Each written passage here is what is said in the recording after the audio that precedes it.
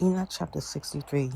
In those days shall the mighty and the kings who possess the earth implore him to grant them a little respite from his angels of punishment to whom they were delivered, that they might fall down and worship before the Elohim of spirits, and confess their sins before him.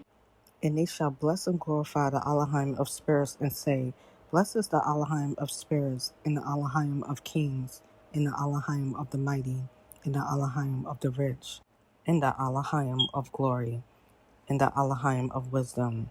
And splendid in every secret thing is thy power from generation to generation, and thy glory forever and ever. Deep are all thy secrets and innumerable, and thy righteousness is beyond reckoning. We have now learnt that we should glorify and bless the Elohim of kings, and him who is king over all kings. And they shall say, Would that we had rest to glorify and give thanks and confess our faith before his glory. And now we long for a little rest, but find it not. We follow hard upon and attain it not.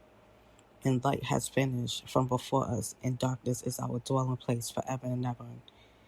For we have not believed before him, nor glorified the name of the Elohim of spirits, nor glorified our Elohim, but our hope was in the scepter of our kingdom, and in our glory.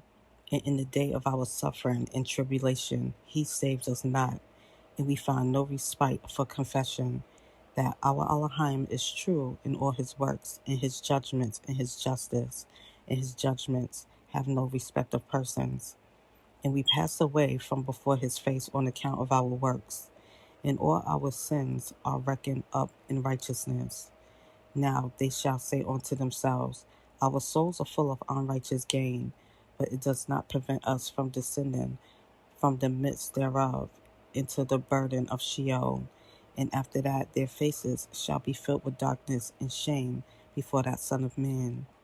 And they shall be driven from his presence, and the sword shall abide before his face in their midst. Thus spake the Elohim of spirits. This is the ordinance and judgment with respect to the mighty, and the kings, and the exalted, and those who possess the earth before the Elohim of spirits.